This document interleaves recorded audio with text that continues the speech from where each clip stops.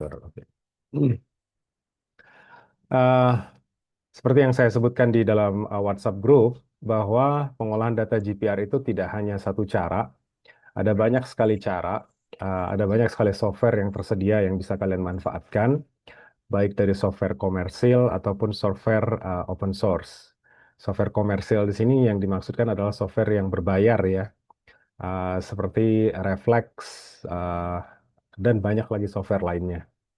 Nah, ya, Prism salah satu software yang komersil yang kita manfaatkan kemarin untuk mengukur GPR, tapi kebetulan karena itu sudah bundling, kita beli sewaktu dengan membeli alat GPR-nya, jadi software ini bisa kita manfaatkan. Nah, em, ini sambil share screen ya. Ini eh, adalah software Prism yang kalian harusnya sudah punya juga ya. Software yang terbaru sampai saat ini itu adalah Prism 2.71 ya, 2.71 dan data-data kalian seharusnya ada di website Google Drive tempat kalian bisa mendownload data-data yang sudah kalian upload. Ini yang saya download terakhir kemarin, data dari kelompok 1 sampai kelompok 8 untuk GPR. Ini data kelompok satunya dan ini data kelompok 2. Nah, kalau kita lihat di sini masih ada informasi yang kurang ya. Mungkin sebagian dari kalian ada yang dari kelompok-kelompok yang saya sebutkan di sini. Kalau dari kelompok 1 ini dia sudah mengupload log sheet. Oh, sorry. Apa sih gunanya log sheet itu? Nah, ini coba kalau kita lihat data GPR. Data GPR. Nah, kalau di kelompok 1 dia mengupload log sheet. Apa sih gunanya log sheet ini? Sebenarnya ini nanti berguna untuk memberi informasi kita sedang mengukur apa, di mana, terus jalurnya itu seperti apa, target kedalamannya berapa, terus nanti ketika ada marking pada data GPR kita tahu itu informasinya apa. Seperti contohnya tadi, kalau kita lagi buka data GPR, contoh data line 1, 25 MHz, 30 meter. Ini artinya ini pengukuran di line 1 dengan frekuensi 25 MHz, panjang lintasannya 30 meter. Nah, itu informasi yang kita sudah bisa dapatkan dari nama filenya saja. Tapi kalau kalian misalkan ketika buka filenya, itu di sini ada marking yang kalian dapatkan ketika kalian melakukan pengukuran. Yang megang unit perekaman ketika sedang mengukur pasti tahu ini ada proses yang namanya marking ya, di mana kalian pencet spasi ketika lagi melakukan pengukuran. Nah, marking ini gunanya apa? Kalau di sini ada yang kelompok 1, halo, ada yang dari anggota kelompok 1, halo, suaranya, Iya Pak, ada Pak. siapa yang kelompok 1? Saya Pak. Pradipta. Nah, Pradipta, ini apa artinya di marking 1 ini? Halo, Pradipta, Lupa Pak. lupa ya? Nah, itu dia nih. Itulah yang terjadi di kalian ketika kalian punya data, tapi log sheet-nya tidak menjelaskan data itu menjelaskan tentang apa. Jadi, ini kan datanya nih. Ini log sheet-nya. Ada nggak penjelasan tentang marking 1 di sini?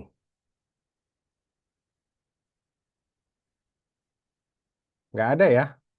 Alhasil apa? Kita jadi bingung ini marking ini menandakan apa? Nah, di kemarin ada salah satu kelompok yang dari kelompok 1 juga menjelaskan bahwa marking pertama ini adalah Hah? Titik start. Nah, ini ada yang jawab nih. Titik start. Yusuf ya. Yusuf. Ini ada Yusuf di sini nggak sih? Ada Ah, Pak. Yusuf. Ya, nyalain aja mic-nya. Titik start, betul. Jadi, dia sudah mulai merekam. Jadi ketika sudah mulai merekam, itu ditunggu dulu sampai GPS-nya itu ngelok. Ngelok itu adalah kondisi ketika velocity di alat itu nunjukin angka 0. Terus stasiun GPS-nya juga sudah cukup banyak kita yang tertangkap di GPS. Nah, ketika sudah kondisi seperti itu, baru si GPR-nya mulai ditarik. Nah, ketika sudah mulai ditarik, itulah baru kita mulai marking. Jadi dari nol ke marking yang pertama ini adalah kondisi dari ketika alat itu dinyalakan sampai alat itu mulai ditarik pengukuran. Jadi ini data yang nggak kita pakai sebenarnya. Terus gunanya apa? Nah, kalau kalian punya logsheet yang lengkap menginformasikan marking satu menandakan alat mulai ditarik, kalian yang nggak mengukur pun tahu jadinya, oh berarti yang ini nggak pakai datanya nih. Kalau nggak dipakai datanya, kita bisa apakan? Bisa di-cut. Nih, cut ya, opsi yang di sini ya. Kalian bisa lihat kan? Ada cut, trace, mana nih tadi? Cut, trace, and sample. Jadi kita bisa cut datanya. Dari 0 sampai 1 ini saya hapus saja. Kenapa? Karena ini bukan data pengukuran, ini adalah data sebelum dia mulai gerak. Sudah, kita potong. Terus pun juga kalau kita lihat ini kalian bisa rubah sumbu vertikalnya ini menjadi kedalaman, menjadi waktu, menjadi altitude ataupun terserah ya di sini. Coba kalau kita misalkan kedalaman, frekuensi 25 MHz. Bisa nggak dari frekuensi 25 MHz itu bisa mendapatkan kedalaman GPR hingga 150 meter? Coba ada yang bisa jawab nggak? Kedalaman GPR pengukuran dari 25 MHz bisa nggak mendapatkan kedalaman hingga 150 meter? Coba ada yang bisa jawab nggak? Mohon maaf ya, di rumah saya lagi berisik. Kalau dari rule of thumb-nya biasanya kali 4, Pak. Jadi sekitar 100 meteran, Pak, biasanya, Pak. Dari law of thumbs-nya, gimana tadi? Siapa yang tadi yang Biasanya ngomong? biasanya seperempatnya kan, Pak. Semakin rendah frekuensinya, semakin tinggi penetrasinya. In, em, kalau em- kalau 25 meter berarti kali 4 aja, Pak, sekitar 100 meteran, Pak. 25 meter dikali 4. Ya, menarik ya. Temennya bilang frekuensinya 25 megahertz. Depth-nya, atau skin depth ya kita tulisnya ya. Skin depth itu apa sih? Masih ingat nggak skin depth? Skin depth itu adalah kedalaman penetrasi gelombang.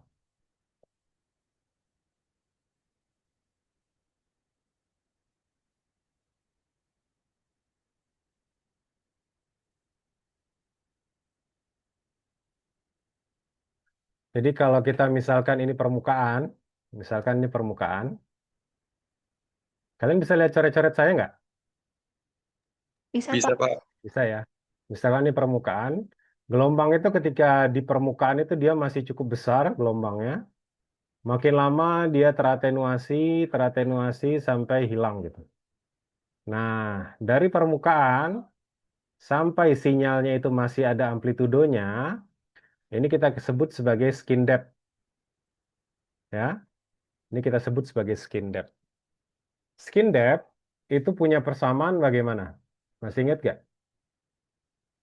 Skin depth itu punya persamaan yang bergantung terhadap, ayo, ada yang masih ingat? Halo,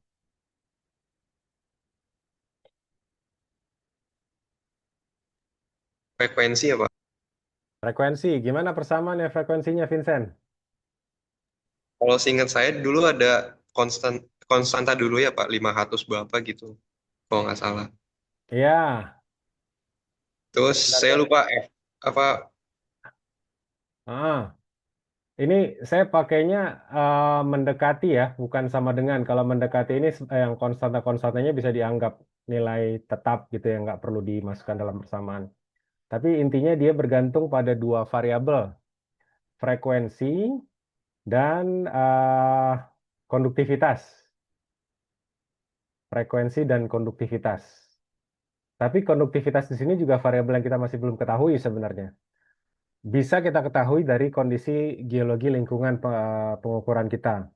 Kondisi geologi pengukuran kita itu kan sebenarnya endapan vulkanik ya, banyak kan endapan vulkanik. Kita bisa cari tahu tuh endapan vulkanik itu punya nilai konduktivitas nilai berapa. Tapi frekuensi di sini kita bisa lihat dari frekuensi penggunaan kita yang kita gunakan. Nah, 25 MHz pada alat itu artinya frekuensi yang ditransmisikan.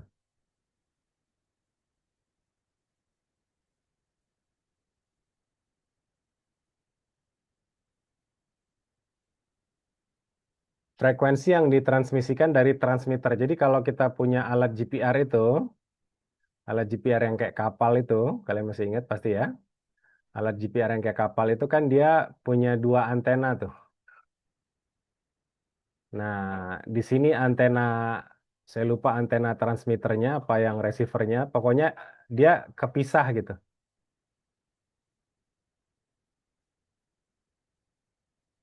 Nah, ini kan GPR-nya kayak gitu ya. Terus di tengah-tengahnya itu biasa ada bagian hitam, itu yang bagian midpoint-nya. Nah, ada transmitter, ada receiver. Yang transmitternya itu memancarkan frekuensi peak di 25 MHz. Artinya frekuensi peak di 25 MHz itu apa? Berarti dia akan memancarkan frekuensi yang punya peak frekuensi 25 MHz. Jadi nanti gelombangnya akan seperti ini. Ini frekuensinya. Oke. Puncaknya ada di 25 MHz. Itu yang ditransmisikan. Nah, yang di receiver gimana? Yang di receiver itu dia bisa nerima bermacam-macam. Dia bisa nerima yang dari receiver, dari transmitter, juga mungkin nerima beberapa frekuensi-frekuensi lainnya. Halo, kelihatan nggak ini gambarnya? Kelihatan, Pak. Terlihat, Pak. Frekuensi yang dipancarkan itu 25 MHz, tapi yang di receiver itu dia bisa nerima frekuensi-frekuensi lainnya. Analoginya gimana? Sama halnya kalau misalkan kalian punya dua orang, yang satu sebagai receiver, pendengar, yang satu sebagai transmitter, yang teriak misalkan. Kita kita analoginya dua orang yang lagi teriak dan satu mendengarkan. Ketika ini teriak, ketika ini teriak dengan frekuensi 25 MHz, tapi ternyata di yang pendengar ini itu ada suara lain, entah itu suara dari radio kah, entah itu suara dari TV kah, itu punya frekuensi-frekuensi lain, sehingga terdengar nih di si receiver. Jadi dia mendengar frekuensi 25 MHz dan frekuensi-frekuensi lain. Nah, kira-kira kalau kondisinya seperti ini, yang kita ambil frekuensi yang mana? Kalau saya tanya kalian. Jadi misalkan yang ini teriak dengan frekuensi 25 MHz ngomong tolong, gampangnya gitulah. Ngomong tolong. Terus dari radio ngomong hari Minggu, dari TV ngomong hari Selasa. Kan terdengar semua tuh sama si receiver, si pendengar.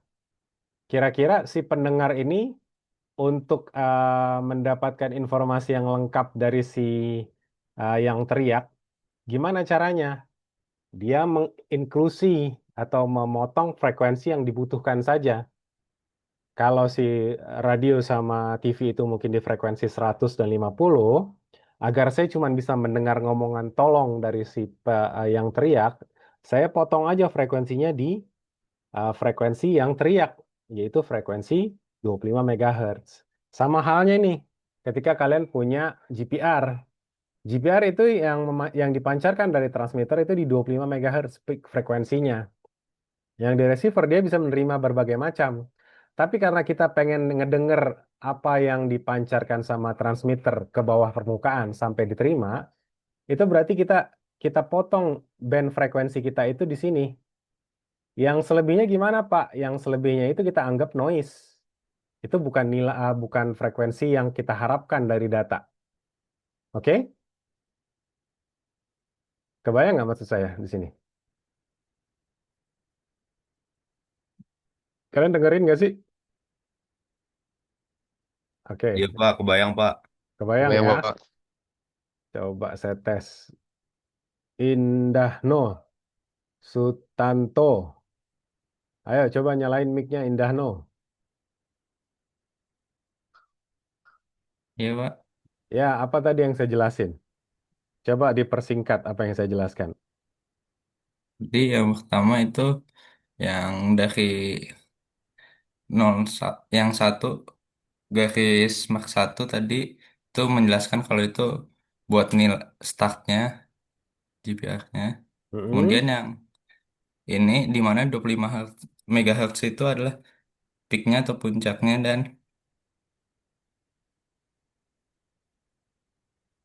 Dan, kemudian yang dari tiga sumber frekuensi itu yang ada orang teriak, terus radio sama itu yang dimana kita bisa motong salah satunya biar terdengar apa yang kita mau aja. oke, betul. Oke, uh, nah berarti dengerin ya. Jadi kalau kita punya frekuensi peak dari transmitter 25 MHz, yang di receiver pun kita potong di frekuensi yang kita pengen dengar saja, yaitu di 25 MHz. Nah, sama halnya nih, ini kalau coba saya hapus sekarang ya. Sama halnya nih, tadi kan kita bilang ini frekuensinya 25 MHz. Kita udah tahu nih, si data ini harusnya di 25 MHz saja. Cuman, oh ya, sebelumnya langkah processingnya pasti sudah lihat juga yang waktu minggu lalu ya di Kulon Progo. Pertama, ini tahapan processingnya ada di toolbox atau di menu bar paling atas di bagian processing. Itu ada horizontal processing, ada subtrace, subtract trace, ada spatial filter, ada banyak sekali. Ini kalian bisa coba satu-satu. Tapi intinya sih tiga, yaitu adalah pertama horizontal filter itu untuk menghilangkan background data, background sinyal. Background sinyal itu sinyal yang berulang terus-menerus. Itu biasanya dihasilkan oleh eh, sinyal noise yang konstan.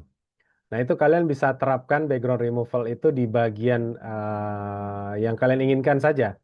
Misalkan ini window pengukuran itu dari 0 sampai 2478. Ini kebetulan dia pakai depth ya. Ini window height dari si data pengukuran kita. Atau kalau misalkan kita pengen terapkan di seluruhnya juga boleh. Ini kalian apply saja nanti di bagian sini. Nah, hilang tuh frekuensi backgroundnya. Nah, setelah horizontal filter, ini kalau kalian mau coba yang lain juga nggak apa-apa, silahkan. Berikutnya kita lakukan Butterworth frekuensi filter. Nah, tadi Butterworth frekuensi filter itu apa? Itu tadi kita mau motong di frekuensi yang berapa. Jadi kalau kalian lihat di sini, ini mudah-mudahan kalian bisa lihat zoom dari yang saya tampilkan kan. Kelihatan nggak? Kelihatan, Pak. Kelihatan, Pak. Kelihatan ya, di sana ada grafik yang warna merah, ada grafik yang warna biru. Coba saya tanya, kalau grafik warna merah itu apa, grafik warna biru itu apa? Ayo, ada yang coba bisa jelasin?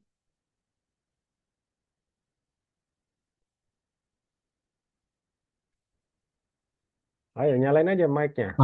Izin menjawab, Pak. Ya, Sejalan dengan penjelasan tadi, kalau grafik warna merah itu adalah frekuensi yang ditangkap sama alat kita, sama mm-mm, frekuensinya. Sedangkan grafik warna biru itu adalah frekuensi pilihan kita yang ingin kita olah. Mungkin betul. begitu, Pak. Ya, betul sekali. Jadi, frekuensi yang warna merah itu adalah frekuensi yang terekam oleh receiver. Jadi dia, kalau kalian lihat nih frekuensinya ada yang di 25, ada di 50, 75, 100, 125, sampai dengan 200. Terekam semua tuh frekuensinya. Tapi kita butuh nggak tuh frekuensi? Nggak ya. Yang kita butuh itu adalah nilai frekuensi peak yang di angka 25. Nah, frekuensi peak itu frekuensi puncak.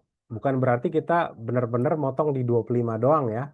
Kita motongnya di batas bawah sama batas atas 25.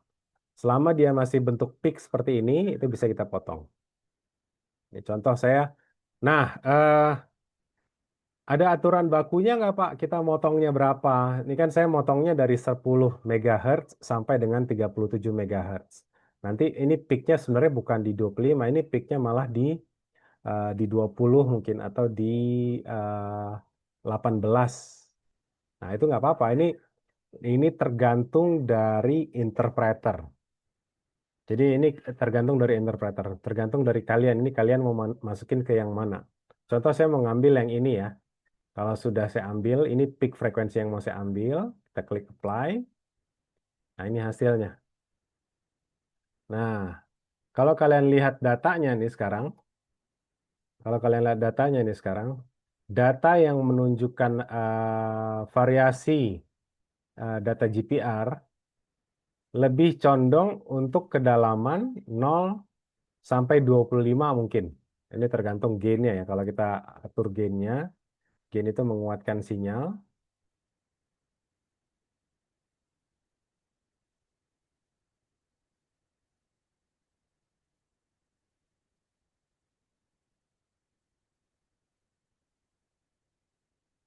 Nah,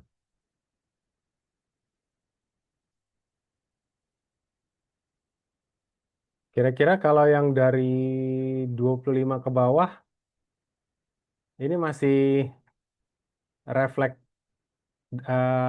atau pantulan dari kondisi litologi atau bukan? Coba kalau saya tanya eh, pendapat kalian, di 25 meter ke bawah atau dari 50 meter ke bawah itu masih lapisan litologi atau bukan? Halo, kedengaran nggak suara saya? Kedengaran Pak. Mungkin Ya. kalau dilihat dari karakteristik dari sinyal EM-nya Pak, di sekitar 25 sampai 75 kan dia tuh memudar si EM-nya. Hmm. Dan di sekitar 0 sampai 25 dia sangat saturasi sangat tinggi. Nah, mungkin di 0 sampai 25 itu menunjukkan area konduktif, Pak. Di 25 sampai 50 25 sampai 75 dia tuh area non konduktif. Terus mungkin di 75 sampai 125 di area konduktif. Namun sepemahaman saya kalau gainnya terlalu tinggi juga nanti datanya mungkin akan masuk ke artificial data ya, mungkin nggak data sebenarnya mungkin Pak. Jadi kalau kita maksimalkan gainnya terlalu tinggi juga nanti tidak mencitrakan apa yang di bawah tanah juga Pak. Oke. Jadi, nah tadi Yusuf sebutkan kalau ada reflektor kuat itu mungkin diakibatkan dari daerah yang konduktif. Sebenarnya kuat enggaknya itu kita bisa atur di sini nih.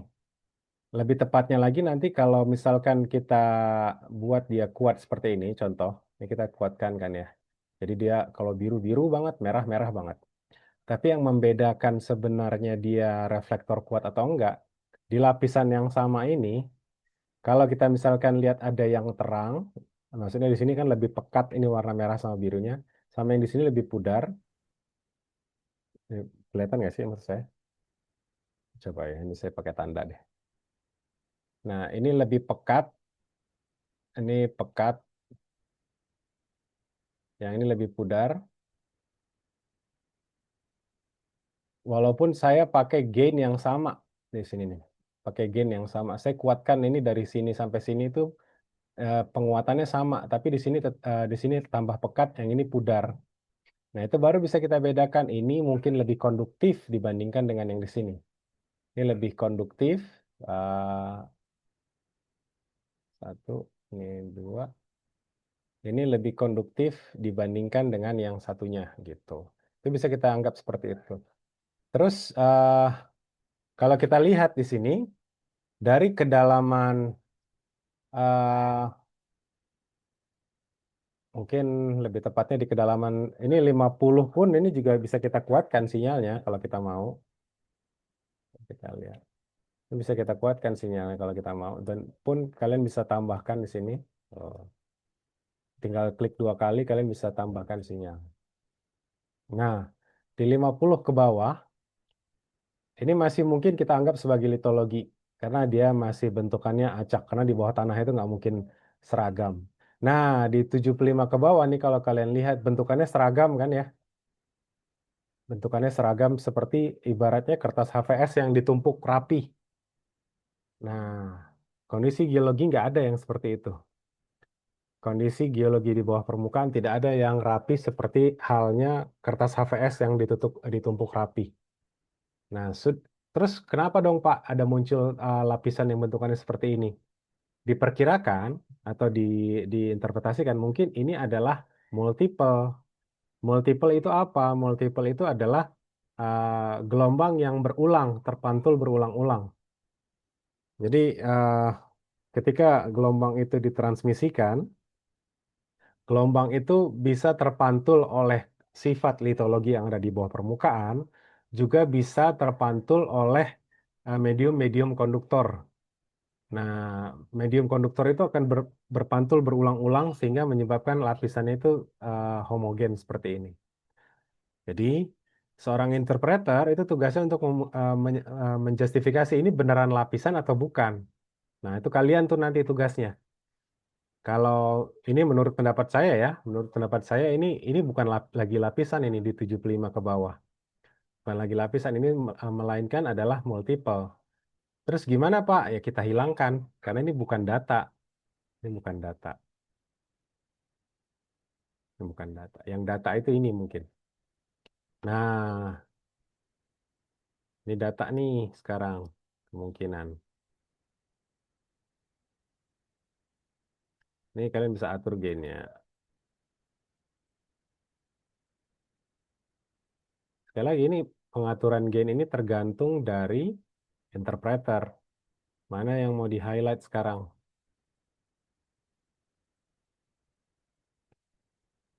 Jadi kalau nanti interpretasi kalian bilang, oh ini amplitudenya kuat, ini enggak. Itu harus dilihat dari gainnya. Gain itu tuh sama di satu bidang jarak. Jadi misalkan saya mau gain bagian sini, ini saya tandain ya, saya warnain. Saya mau gain bagian dari 10 sampai 20 misalkan. Maka 10 sampai 20 ini pasti akan kuat sendiri nih reflektornya. Tapi harus kita lihat ini bagian sini lebih kuat, yang di sini lemah. Yang di sini kuat, yang di sini lemah. Bagian sini. Nah itu baru jadi indikasinya. Oh ada yang reflektor kuat, ada yang lemah.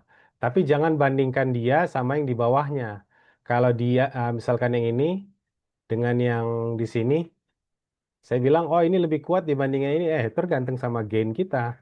Kalau kita mau atur gainnya di sini saya kuatin juga bisa kan? Tuh bisa kan? Kita harus lihat yang sejajar sama lapisannya. Baru kita bisa katakan dia gainnya kuat atau lemah. Atau amplitudenya kuat atau lemah. Nah, setelah itu,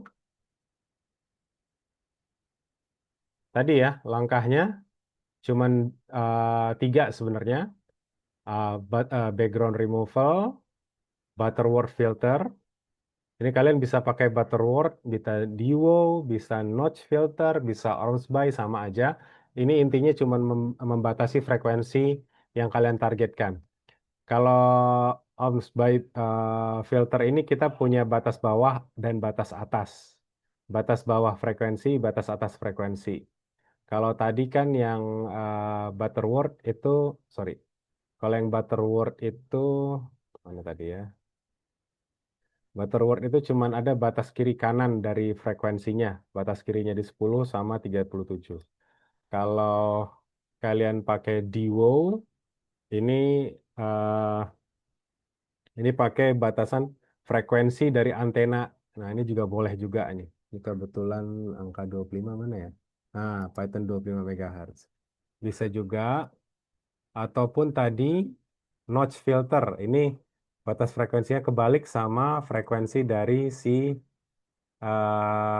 frekuensi eh, apa tadi ya? Almost by. Sebentar ya. Oh itu di kasur. Nah, kalian silakan pilih saja mana yang menurut kalian terbaik untuk pengolahan data kalian. Selebihnya, tadi langkahnya cuma 2, terus langkah yang ketiga yaitu adalah penerapan topografinya. Karena kalian sudah mengukur data GPR ini yang terkunci dengan data GPS menggunakan Garmin Glow, harusnya di setiap trace data pengukuran kalian itu ada koordinatnya nih. Trace itu satu pengukuran data. akan ada koordinatnya. Koordinat latitude, longitude, sama elevasinya. Nah, itu kalian bisa gunakan latitude, longitude dalam degree ataupun dalam metrik. Preferensi ini tergantung sama interpreter sekali lagi. Kalian mau pakai yang mana? Kalau saya senangnya pakai UTM. Karena saya akan punya koordinat easting, northing, dan altitude itu dalam satuan yang sama, yaitu meter. Kalau kalian nanti tertarik pakai WGS 84 atau apa, terserah kalian. Ini tergantung interpreter. Nah, itu tadi koordinat dari trace-nya. Ini gambaran lintasannya. Jadi kalau kalian pengen sandingkan gambaran lintasan sama datanya, ini kalian punya informasi seperti ini. Ini kalau saya gerakan kursor saya tahu sekarang kalau bagian paling kiri dari data GPR ini itu ada di peta bagian paling utara. Kalau saya bergeser ke kanan, ini tanda hijau yang digambar bergerak kan ya. Kalian bisa lihat, itu berarti saya bergerak dari utara ke selatan. Pengukuran yang kalian lakukan itu bergerak dari utara ke selatan. Sebentar.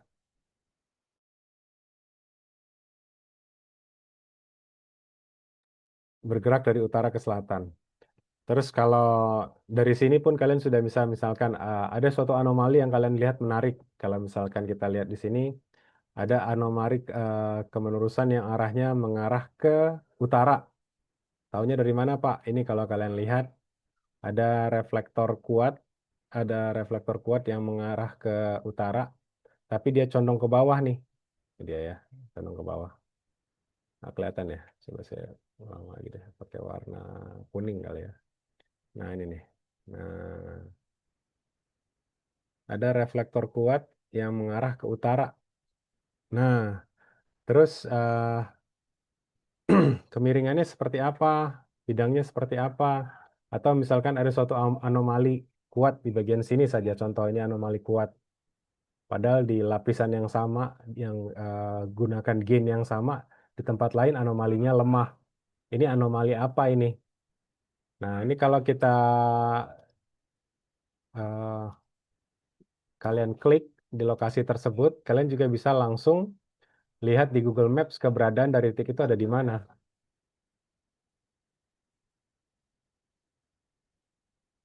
Ya, ini keberadaan dari titik itu. Nah, ini dekat dengan perumahan warga. Ya, ada di Jalan Nanggulan.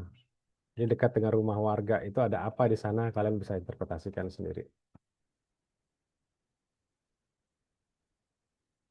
Nah, jadi tadi ya, horizontal background removal, Butterworth, kemudian baru terapkan topografi menggunakan altitude dari GPS.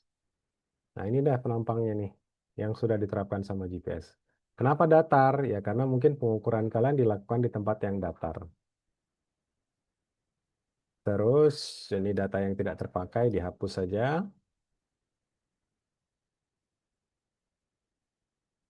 Nah, terus kalau kita lihat sekarang, datanya ini bagian sumbu X-nya juga bisa diganti dengan distance. Bagian sumbu Y-nya juga kita bisa ganti dengan altitude atau depth misalkan. Ini kalau kita lihat depth-nya itu dari 0 sampai 71 meter, distance-nya dari 0 sampai 26 meter. Simetri nggak areanya? Halo? Simetri nggak? Ini ada yang bisa jawab. Simetri ini atau enggak ini maksudnya kayak gini nih. Misal saya punya foto penampang miring ya. Coba image penampang miring. Contoh inilah ya. Ini saya copy image-nya.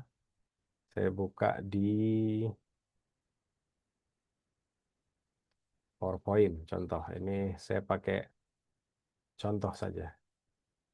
Nah, ini ada penampang seperti ini nih gambar. Seperti halnya kalian lihat gambar yang ada di uh, prism ini. Nah, ini simetri nih, ukuran tinggi sama panjangnya simetri. Apa yang terjadi kalau gambarnya saya stretch seperti ini? Kemiringannya masih sama nggak? Halo? Beda, Pak. Beda. Apa yang terjadi kalau gambarnya saya stretch seperti ini? Kemiringannya masih sama nggak? Beda, Lebih Pak. curam, Pak. Lebih curam. Sama halnya seperti ini nih. Kedalaman sama distance-nya ini berbeda. Kedalamannya 0 sampai 71 untuk jarak yang segini doang. Tapi untuk distance-nya jaraknya 30 meter, tapi jarak secara gambar ini lebih ke stretch lebih ke kanan kan ya? Ke stretch lebih ke kanan. Ini ibaratnya gambar yang ini tadi tuh lagi kalian tarik begini nih. Kan? Kedalaman sama lebarnya lagi ke stretch. Gimana Pak biar dapat representasi jarak yang lebih ideal? Karena kan kita pengen menginterpretasikan nih kalau gambarnya ke stretch ini kan interpretasinya jadi rancu kan. Nah, kalau kalian pengen modifikasi di sini juga bisa. Nih contoh eh, manual ya. Ini 30 meter segini ya kira-kira kayak gini lah Pak harusnya hasilnya tampilannya. Oh ini lebih curam berarti artinya kemenurunannya. Ini pun dia menurun ke arah selatan gitu misalnya. Nah, atau kalian bisa ekspor data ini. Ekspor datanya seperti apa? Itu yang kemarin saya bilang, kalian bisa pakai Prism, karena representasi dari Prism itu tidak akan merubah arah atau men-stretch datanya ini seperti yang kalian lihat di Prism. Nih contoh ya, kita ekspor datanya. Ekspor datanya ke dalam XYZC format. Nah, saya mau ekspor datanya per point, each sample di sini. Terus tadi saya gunakan UTM karena saya pengen arah sumbu X dan sumbu Y-nya itu dalam meter. Berikut dengan elevasinya pun dalam meter. Dan kedalamannya saya pengen dalam altitude, yang artinya nanti dia menyesuaikan kedalaman pengukuran ini sama kedalaman altitude dari pembacaan GPS. Kalau sudah, saya mau misalkan save dia di folder eh, bebas ya, ini terserah kalian mau taruh di mana.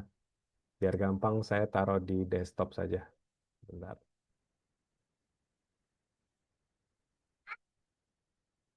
Saya taruh di sini nih.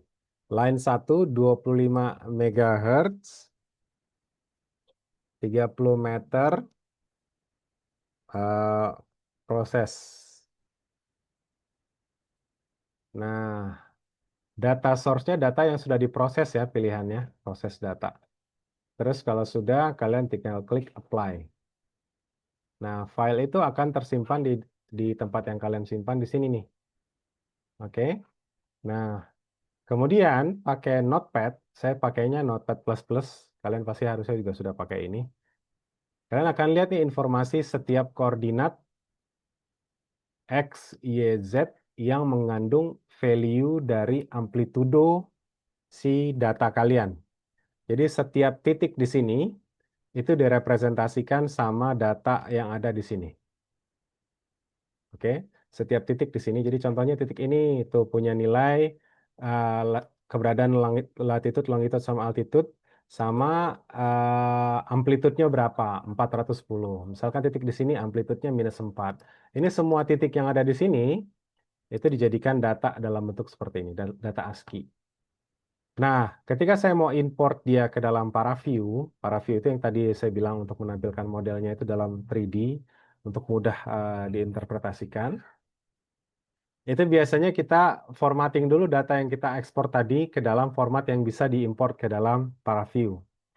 Formattingnya gimana? Formattingnya kalian rubah spasi yang ada di sini menjadi koma.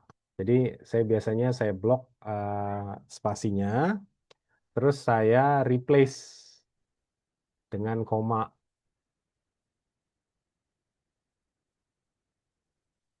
Setelahnya saya tambahkan header pada data. Headernya itu informasi kepala dari data ini. Jadi tadi ada formatnya itu kan datanya X, Y, Z, dan C sebagai amplitudo value-nya. Nah, kalau sudah kalian save, ya, Ctrl S ya, di save. Nah, setelah itu kalian bisa langsung buka di ParaView yang seperti saya tunjukkan pada kuliah di Kulon Progo. Ini kalau kita buka ParaView, ini saya hapus ya. Ini agak penuh memori saya ini. Nah, ini ParaView. Kalian bisa import datanya, ya kan tadi ya. Ya, saya bisa drag and drop langsung ke ParaView, CSV format. Karena tadi delimited karakternya saya sudah tentukan tadi ya, koma. Dan dia punya header, saya checklist headernya. Kita klik apply. Nah, ini datanya nih. Muncul ya. Nah, gimana Pak biar nampilin di sini? Biar bisa ditampilkan dalam layout 3D, kita harus rubah dulu data ini menjadi bentuk point. Nah, kalian klik kanan di file CSV-nya atau file TXT-nya, itu masuk filter, dan di filter itu kalian pilih table to point. Jadi kita merubah data tabel point koordinat dari X, Y, Z, dan value itu ke dalam point 3 dimensi. Nah, kalian adjust parameter X untuk kolom X, Y untuk kolom Y, dan Z untuk kolom Z. Terus kalian klik apply. Nah, jangan lupa coloringnya itu diganti dengan nilai C untuk value-nya. Nah, ini datanya nih. Nah, saya pakai Axis biar kelihatan.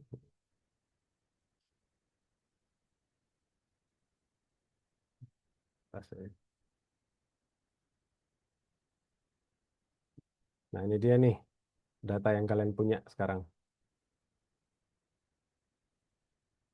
Ya. Nah, Pak, terus kalau kita lihat di sini datanya ada yang kosong. Kira-kira kenapa ini bisa kosong? Coba saya tanya ke kalian.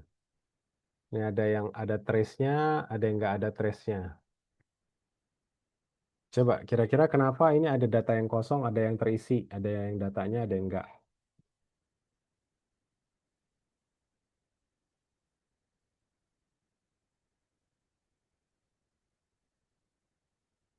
Kenapa? Ya karena di antara trace tersebut itu nggak ada datanya. Kalian ketika tarik GPR-nya, kan kalian ada lihat di sana di pojok kiri atas itu ada informasi trace. Trace itu tuh data yang terekam. Kalau trace-nya belum nambah, kalian sudah tarik ke posisi berikutnya, maka di antara trace yang satu dengan trace yang lain itu kosong itu. Pak, jadi gimana Pak biar saya dapat trace itu rapat? Ya berarti tariknya semakin pelan, biar jumlah trace semakin rapat. Kalau tariknya semakin cepat, ya trace akan semakin renggang-renggang. Mudah-mudahan kebayang ya maksud saya kayak gimana. Nah, terus gimana cara menginterpolasinya? Seharusnya ada ya di ParaView ini, cuman saya belum ketemu caranya. Yang saya lakukan, saya buat coding di Python. Ini yang sudah saya share juga di grup. Saya buat coding di Python untuk menginterpolasi jarak antar titik tersebut. Nah,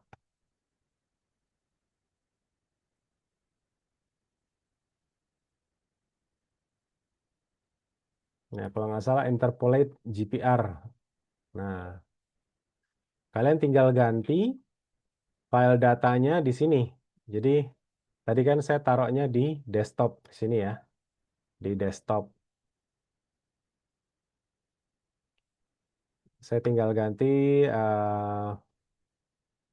filenya dengan yang ada di sini. C user data. Kalian ganti di sini.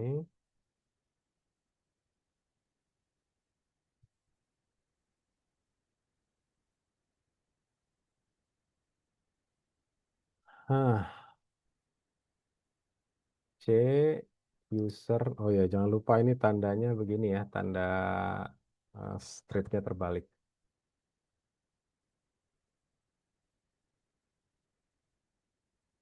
Oke, sama nggak? C user Inertia desktop. Nah, line 1 25 MHz 30 meter proses TXT. Oke.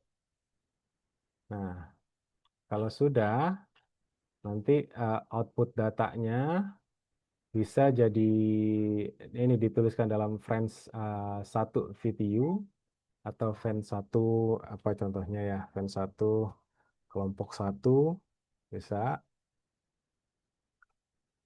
file format VTU-nya dan file format PTK-nya.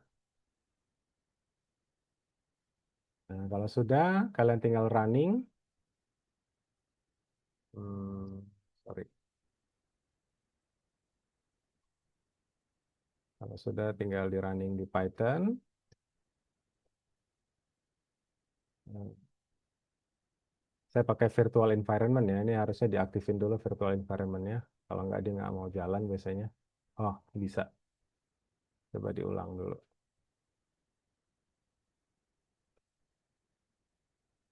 Coba kita aktifin dulu virtual environment-nya. Bisa running lagi.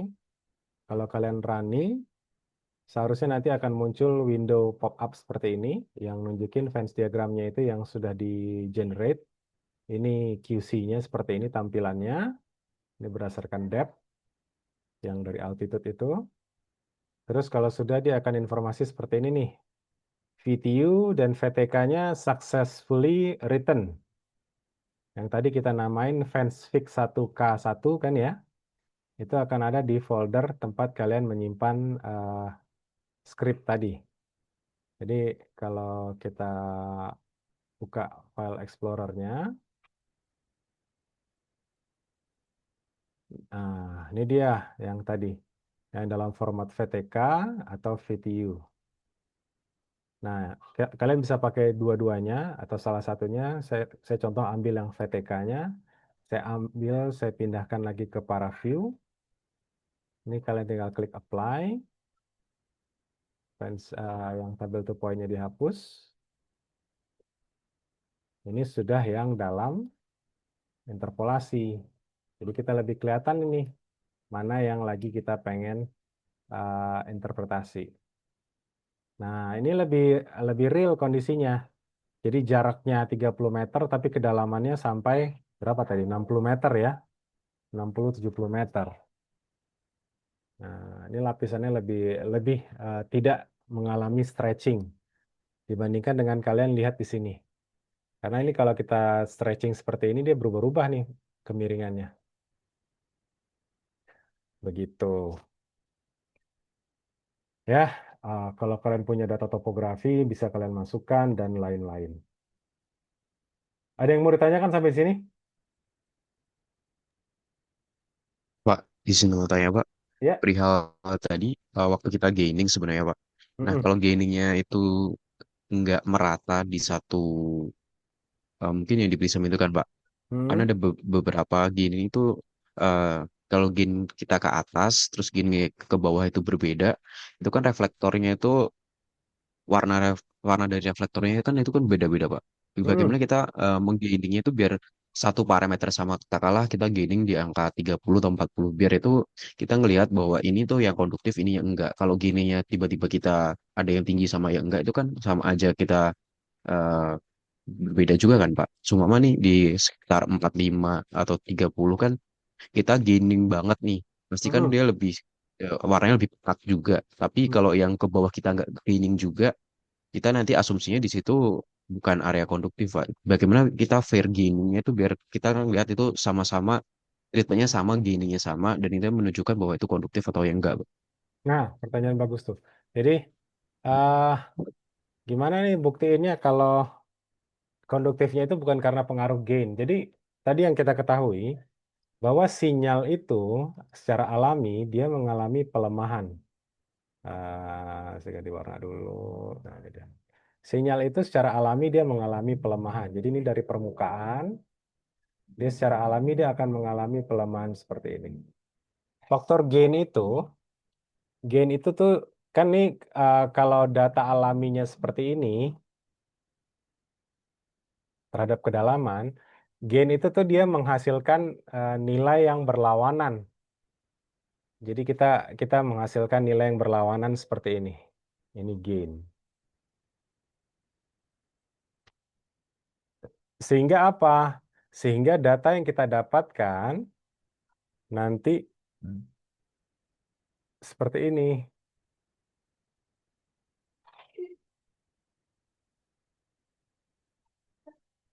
Jadi tidak ada yang terlemahkan. Jadi yang awalnya mengalami atenuasi, ini atenuasinya ya.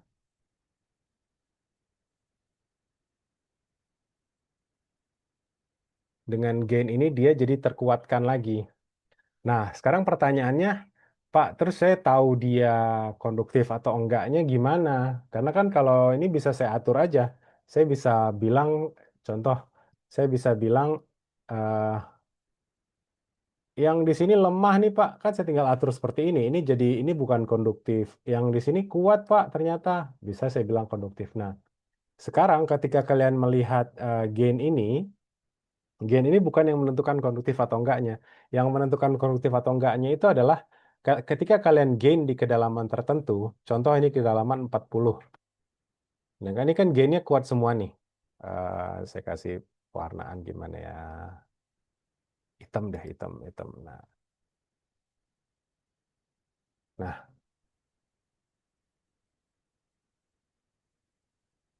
contoh di sini nih kedalaman 40. Nah, sebentar. Nih, di kedalaman sini nih.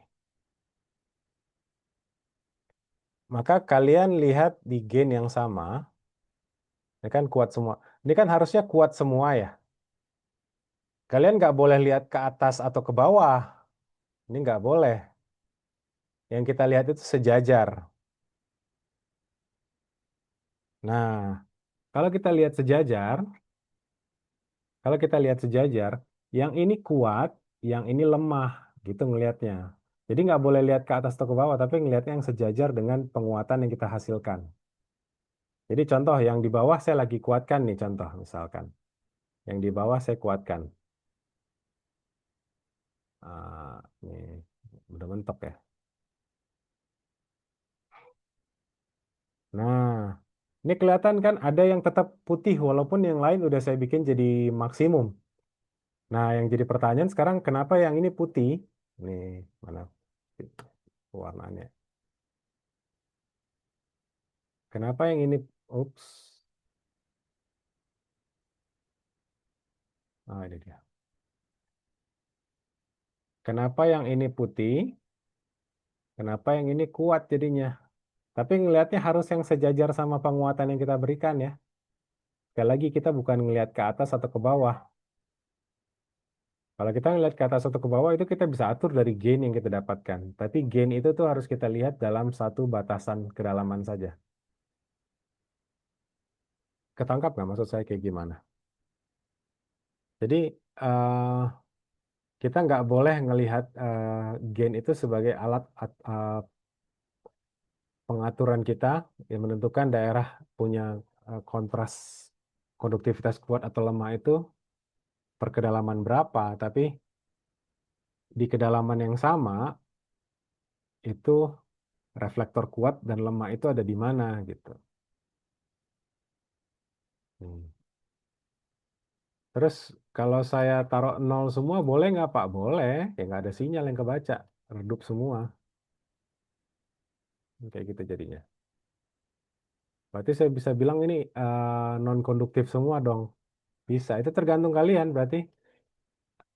Yang kalian bisa terapkan ini bebas seorang interpreternya untuk menentukan. Ini kalau kayak gini kan bisa saya bilang ini yang atas konduktif, bawah nggak konduktif.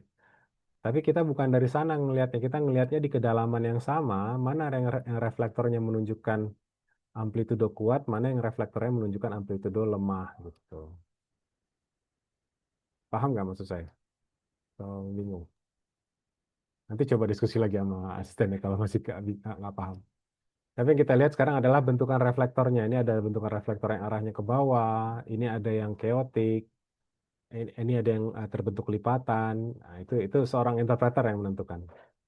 Jadi interpretasi di sini tergantung seorang interpreter. Oke? Pak, izin bertanya, apakah Ya. lebih efektif kita set gainnya itu di kedalaman, semua kedalaman itu di set gainnya sama-sama tinggi semua, Pak. Biar kita bisa ngelihat langsung aja satu section itu, kalau gainnya tinggi semua kan dimentokin, Hmm. nah nanti reflektor yang kuat atau enggaknya kan bisa langsung, Pak. Daripada dibagi section-section yang sejajar tadi, Pak. Nah, menarik juga tuh. Kalau saya taruh gainnya sama semua bisa nggak? Balik lagi tadi ke gambarnya. Kan sinyal itu kuat di atas, lemah di bawah. Kalau kita pentokin rata semua, yang di atas makin kuat, yang di bawah segini juga. Tetap gini jadinya. Terus idealnya gimana? Yang di atas lemah gainnya, yang di bawah semakin tinggi. Ini kalau kalian lihat kan ini gainnya makin ke bawah makin tinggi nih. Jadi yang ini jadi naik, yang ini jadi naik, yang ini jadi naik, yang ini jadi naik gitu. Karena balik lagi tadi penguatan sinyal itu dia kan melemah ke arah kedalaman, exponentially decrease si sinyal itu. Jadi penguatan pun kita bikin exponentially increase. Ini eksponensial negatif, ini eksponensial positif. Ya bentukannya kayak gini lah grafiknya. Gitu. Apakah cara kamu bisa dilakukan? Ya bebas.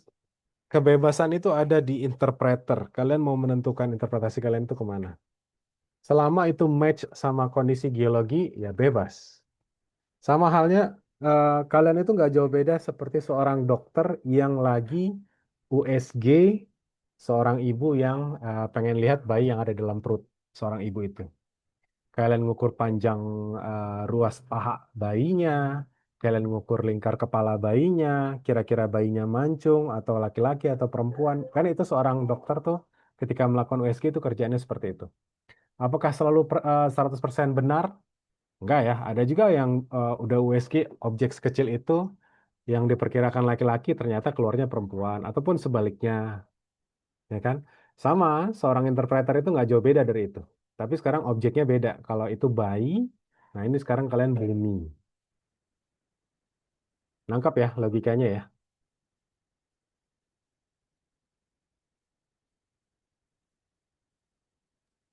Halo? Iya, Pak. Ah, Mungkin izin bertanya juga, Pak. ya. Saya juga sambil sambil buka data saya di kelompok Hmm, saya, Pak. Sambil praktek sambil lihat dari petunjuk Bapak. Tapi hmm. yang tadi masih saya bingung tuh yang di Arms by Bandpass sama Butterwolf Oke. filter, Pak. Tadi Ah, settingan yang eh, warna kuning, warna ungu sama biru sama hijau tuh saya masih bingung, Pak. Itu ngesetnya itu disamain dengan konfigurasi dari GPR kita atau bagaimana ya, Pak ya? Untuk nah, geser-gesernya itu. oke. Jadi band pass itu ada banyak ya. Tadi di sini ada 4. Kalau di sini sebenarnya ada lebih banyak lagi. Cuman kebetulan di software ini cuma disediakan 4. Kalau yang Butterworth itu dia cuma ngasih batas kiri kanan di 10 sama 37 ya. Kalau ohms by filter itu dia ngatas kiri kanan sama atas bawahnya. Jadi kiri kanannya di sini saya bisa tentuin dia di batas kaki bawah dari uh, filter cut-nya itu, frekuensi cut itu saya tentukan di mana gitu. Jadi saya mau tentukan atasnya di peak-nya harusnya di 25 gitu. Jadi yang kuning ini nih, kalian bisa lihat nggak sih? Peak-nya itu pas di angka 25. Jadi kalau saya bikin gambar ya. Hmm, ini sinyal saya nih. Ini 25 megahertz. Nah, kan harusnya puncaknya di sini nih, puncak sinyal. Kalau tadi Butterworth, saya tentukan batas kiri kanannya saja, dia akan menghasilkan fungsi sendiri. Nah, kalau Ormsby, saya tentukan batas bawah sama batas atasnya. Saya bisa mengkerucutkan lagi nih. Artinya saya bikin jadi kayak gini juga bisa. Nah, itu makanya kalian bisa atur atas batas bawah dan batas atasnya. Fleksibilitasnya itu ada di kalian. Terserah kalian mau ngaturnya gimana. Nggak ada aturan bakunya, gimana nentuin batas kiri kanannya. Selama puncak nilai frekuensi maksimumnya tercover di band frekuensi kalian, itu sudah merepresentasikan.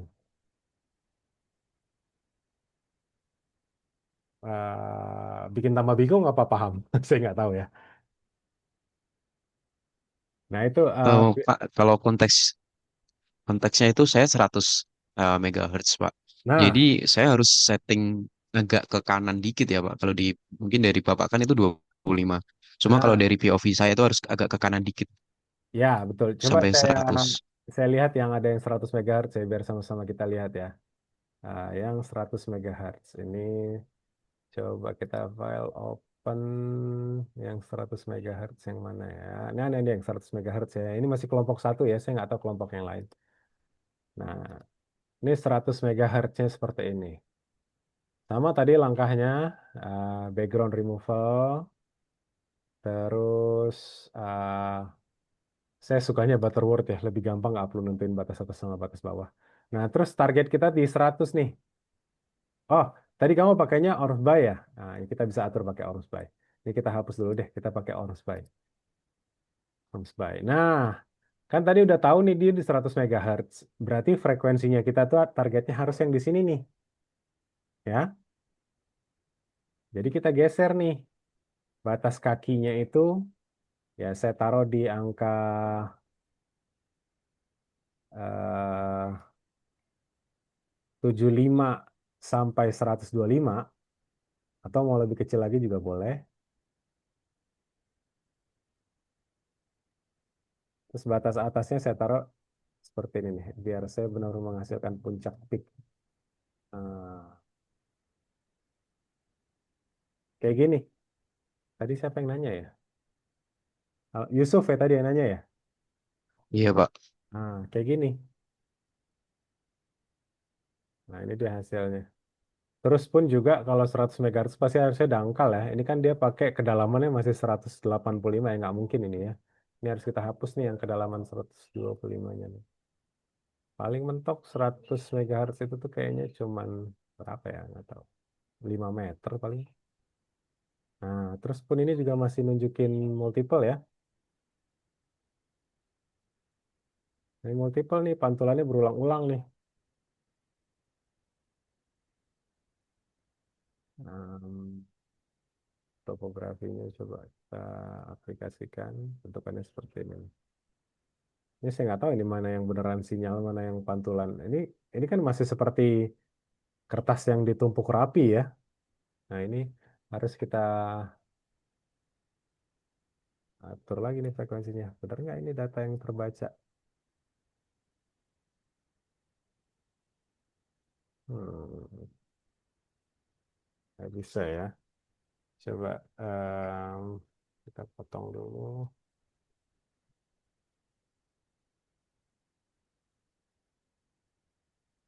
Hmm, belum ya.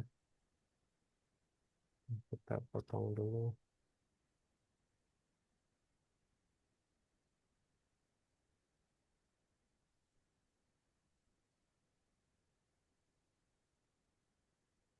Oke,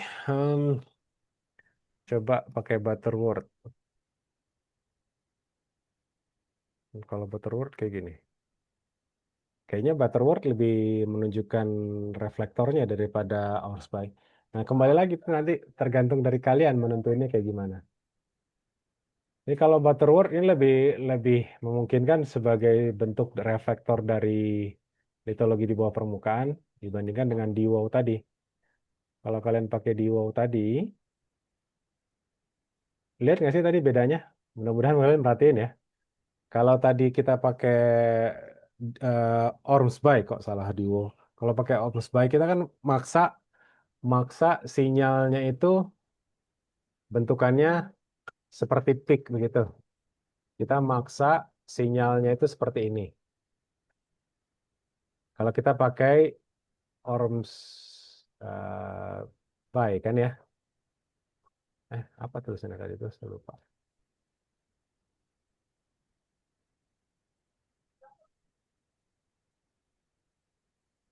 Orms by ya, Orms by. Sorry, sorry.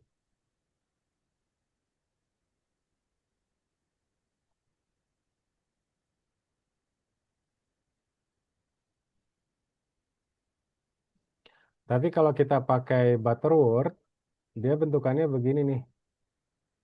Tetap peaknya tetap di 100. Ini tetap peaknya di 100. Tapi kalau tadi reflektornya rata semua, kalau di sini reflektornya lebih lebih variatif, yang mungkin menunjukkan bagaimana kondisi litologi di bawah permukaannya. Nah, pilih ini atau ini, yang mana yang benar, itu tergantung kalian sebagai seorang interpreter. Sepengetahuan saya sih nggak mungkin ada lapisan di bawah tanah yang bentukannya rapih seperti kertas begitu. Kebayang nggak maksud saya? Halo? Tadi Yusuf, Yusuf, Kebayang, Pak. nah kebayang ya. Jadi tergantung kita mau nentuin yang mana nih di bandpass frekuensi yang kita pakai. Jadi eh, kita mau pakai yang mana? Coba ini, eh, jadi kalau yang di sini tadi kalau kita cancel, ups, ini sebelum difilter ya kalau nggak salah ya.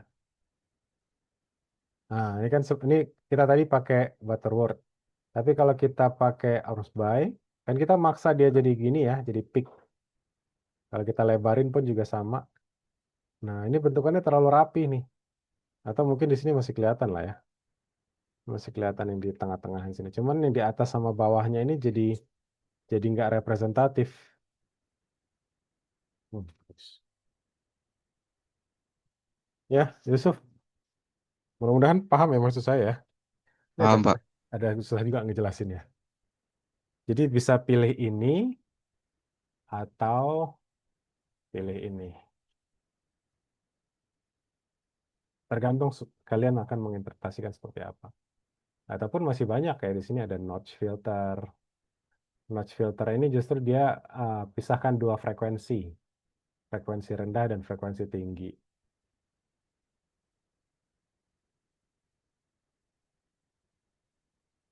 Oke, itu intinya.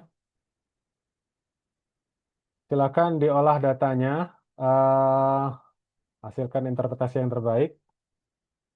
Eh, Daerah Kulon Progo, kalian juga harus tahu litologinya, bahwa litologi daerah Kulon Progo di bagian barat itu pegunungannya ya, pegunungan, dan di bagian timurnya itu adalah daerah persawahan yang datar.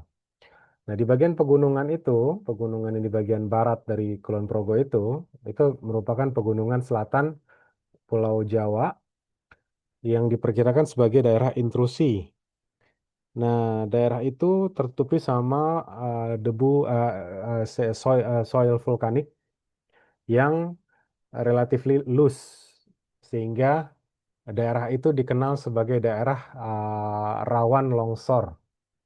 Nah, itu bisa menjadi indikasi awal kalian dari GPR ini yang kalian targetkan sebagai apa sekarang. Kalau daerah longsor itu kan biasanya kita cari daerah gelincir, bidang gelincirnya di mana. Itu bisa jadi interpretasi awal kita. Ataupun lain-lainnya untuk air bawah tanahnya, lihat dari nilai konduktivitasnya, reflektor kuatnya kalau dari data GPR-nya, dan lain-lain. Silakan sebebas-bebasnya kalian melakukan interpretasi. eh, Lengkapi data yang ada di Google Drive, seperti yang saya sebutkan di kelas ataupun di dalam Zoom, dalam WhatsApp. Data log sheet, data yang kalian catat, keberadaan setiap elektroda yang kalian rekam di Avenza, itu dimasukkan ke dalam Google Drive, dicatat di dalam Google Drive. Dan mindsetnya adalah kalian memasukkan informasi itu seolah-olah nanti orang yang ngebaca itu adalah orang yang nggak ikut ke Kulon Progo. Jadi dia bisa paham. Ini maksudnya apa sih yang dicatat di sini? Mudah-mudahan maksud ya paham ya maksud saya ya. Jadi kalau tadi ada yang nulis kayak gini kan di log sheet-nya. Ini di trace 56 itu ada motor, di trace 63 itu ada motor dan lain-lain. Tapi di data GPR-nya ada nggak ini di marking sama dia? Ketika kalian sebagai orang, posisikan kalian sebagai orang yang nggak ikut ke Kulon Progo, terus ketika ngelihat data log sheet seperti ini, terus kalian lihat data GPR-nya, nyambung nggak di otak kita? Kalau nggak nyambung berarti ada yang nggak cocok ini log sheet sama data pengukurannya, ya kan? Nah, posisikan kalian sebagai orang yang akan ngelihat data ini dan seperti nggak pernah ngikut ke Kulon Progo. Gimana cara bikin log sheet yang mudah dipahami bagi orang yang akan melakukan processing? Nangkep ya maksud saya kayak gimana? Mudah-mudahan nangkep. Itu aja dari saya. Eh, ini yang kalian bisa interpretasi. Seperti yang saya share di grup, kalau nggak salah saya udah juga bikin yang Jalan Ambles ya. Jalan Ambles yang ada di Kulon Progo. Itu saya overlay data topografinya. Itu saya juga pernah share di kelas Graffiti. Jadi kalau dilihat di sini ini ada bagian jalanan yang ambles,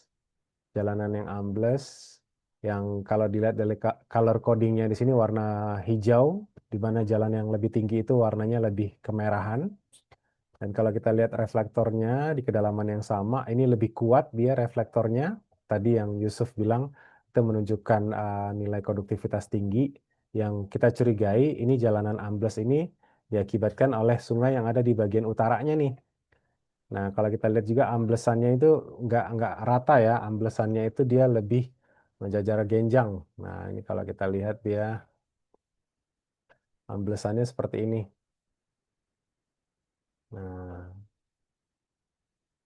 Nah, amblesannya ke arah sini. Dan ini kita lihat masih terus ke sini ya, masih ada amblesannya ke sini. Jadi eh, kalau kita lihat di bagian bawahnya, reflektor kuatnya pun menerus sampai di sini. Nah, ini di kedalaman yang sama ini nggak kuat lagi reflektornya. Pun yang di sini di kedalaman yang sama lagi tidak kuat reflektornya. Kenapa alasannya? Ya berarti di sini saja nih yang mengalami amblesan yang punya nilai amplitude kuat dari GPR. Oke, segitu aja kuliah kali ini. Mudah-mudahan paham. Silakan diolah datanya, dirapikan. Nah, jangan lupa data ini jadi bahan presentasi kalian untuk ujian akhir semester. Jadi bukan ujian tulis lagi ya nanti akhir semesternya, tapi ujian mempresentasikan hasil data yang sudah kalian olah. Hmm.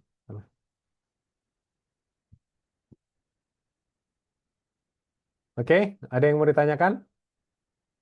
Izin bertanya, Pak, Ya. perihal pengolahan datanya kemarin kami dapat informasi dari Asdos terkait kita akan mengolah data satu angkatan dari kelompok 1 sampai 8, Pak. Nah, Mm-mm. mungkin untuk mekanismenya nanti kan kalau dibuat urutannya itu sesuai dengan survei desainnya atau bagaimana ya Pak nanti untuk output dari UASnya nanti untuk Nah, presentasi. oke. Datanya kan akan digabung tuh. Kalian akan pakai bareng-bareng datanya. Tapi interpretasinya bakal sama nggak? Berbeda, Pak. Nah, itu intinya interpretasi kalian. Yang dilihat itu adalah interpretasinya. Datanya akan sama, tapi interpretasi kalian kan pasti beda-beda tuh. Nggak mungkin sama. Kalau sama pasti nyontek. Nah, interpretasinya akan berbeda. Nah, kenapa interpretasinya berbeda? Ya tadi, seperti halnya dokter, dua dokter ngelihat USG yang sama. Bisa aja menunjukkan yang ini mungkin nunjukin ini bakal laki-laki, ini mungkin perempuan. Tapi kalau laki-laki perempuan kan lebih gampang ya. Ya ini kan gambaran abstrak yang ada di bawah permukaan. Kalian menginterpretasikannya. Itu pasti hasilnya akan berbeda-beda. Mana yang paling logis sekarang? Mana yang paling bisa menjelaskan secara kontekstual dan mudah untuk dipahami secara geologi? Itu sekarang yang kita lihat. Jadi Apa nggak masalah datanya sama. Sekarang kita pengen lihat nih kemampuan kalian menginterpretasikan data itu seperti apa. Dan sejauh mana kalian bisa mengolah datanya. Kan ini data GPR, ada data gravitasi, ada data magnetik, ada data resistivitas, ada data SP, ada data MT. Nah, sejauh mana kalian bisa olah, sejauh mana kalian bisa menampilkannya? Apakah hanya menampilkan seperti apa yang ditampilkan dari software saja, atau akan diolah lagi selanjutnya? Seperti data gravitasi. Ini kan data gravitasi itu kalian mungkin mengolah bisa sampai complete Boger anomali. Terus dari complete Boger anomali ini diapain lagi? Mau dianalisis spektrum kah? atau mau dilakukan turunan horizontal kedua kah, atau turunan horizontal pertama kah, apa yang mau ditargetkan di sini. Jadi, walaupun datanya digabung nanti, interpretasi kalian per kelompok pasti beda-beda. Nah, gimana hasilnya pun pasti beda-beda. Kayak saya nentuin gambar ini kan, saya bisa bikin warnanya berubah-ubah. Sekedar warna aja bisa berubah. Dari warna yang berubah aja bisa berubah interpretasi. Gitu. Paham ya maksudnya? Mudah-mudahan. Insya Allah. Untuk tugasnya Pak, khususnya di GPR, apakah kita diharuskan import demnasnya juga, terus kita olah di Paraview juga Pak, untuk setiap Sebebas, semua ya, titik. sebebas kalian maunya kayak gimana. Ini sebagai contohnya aja nih kalau saya ngolahnya seperti ini. Karena saya pengen lihat penampang itu sesuai dengan yang ada di topografinya. Karena kalau kita ngelihat penampangnya doang, nggak tahu topografinya, saya nggak tahu nih mana mana yang ambles, mana yang enggak. Kalau kalian nggak mau kayak gini juga nggak apa-apa, tergantung sebebas kalian. Kebebasan interpretasi itu ada di kalian. Kan kalau gini saya tahu, oh lintasannya ada di sini nih, dia motongnya. Dia motongnya di bagian selatan dari jalanan itu. Nah, terus saya bisa lihat ini ada amblesannya tuh pas sesuai dengan keberadaan dari reflektor kuat. Nah, itu sebebas kalian aja nanti. Dan tentunya bukan hanya jalan ambles ini kan, GPR ada banyak sekali kan. Ada yang di SD Meijin kan ya. SD Meijin itu kalau kalian lihat WhatsApp grup, di WhatsApp grup kan saya ada tampilkan foto dari SD Meijin itu dalam 3 variase waktu.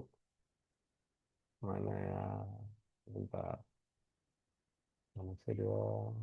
Jadi ya.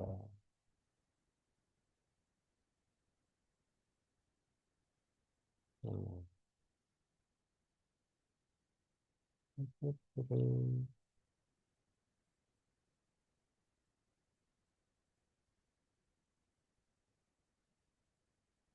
Ah, terlalu banyak WhatsApp-nya, fotonya. Sampai tenggelam fotonya.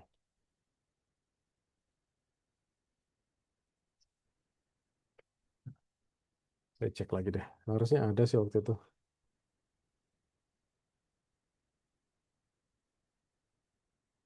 SD Meijin.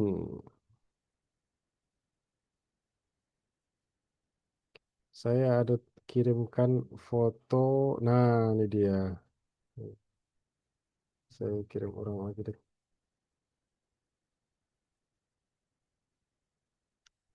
Ini saya kirim orang lagi nih. Tuh.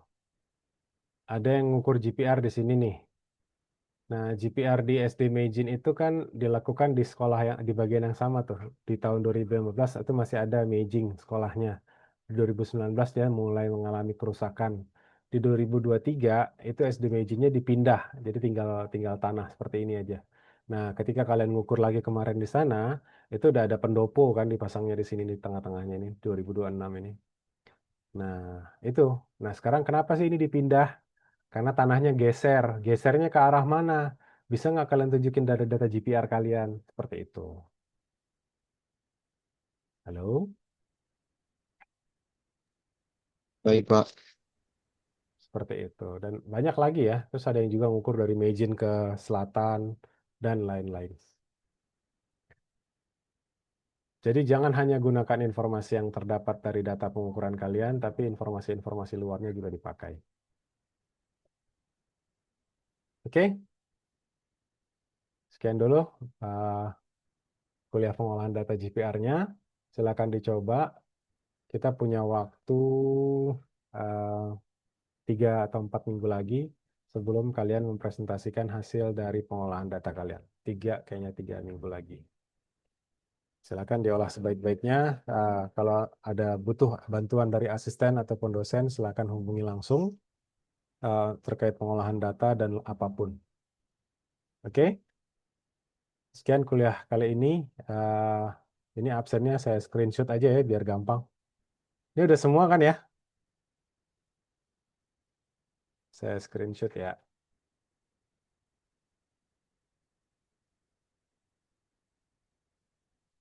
Oke, terima kasih. Selamat pagi. Terima kasih, Pak. Pak.